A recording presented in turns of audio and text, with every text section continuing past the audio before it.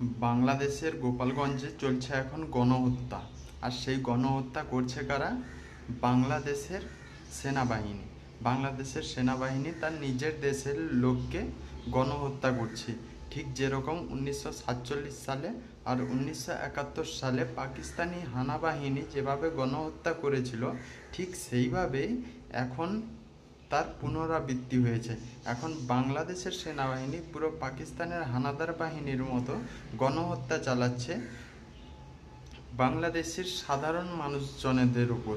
তো আমি একটা কথাই বলবো, গোপালগঞ্জে যেসব সনাতনী ধর্ম অবলম্বীরা বাস করছেন তাদেরকে বলবো এইসব ব্যাপারে কোনো কমেন্ট বা ফেসবুকে পোস্ট করতে না, কারণ এসবের দায়ভার ওটার ওপরে খুব চরম পরিণতি দিতে হবে। ঠিক আছে? তো আর একটা কথা বলবো, এরকম পরিস্থিতিতে তোমরা সাবধানে থাকো এবং সতর্ক থাকো। ঠিক আছে? আর রাতে তো তারা প্রতিবাদ করছে এটার বিরুদ্ধে,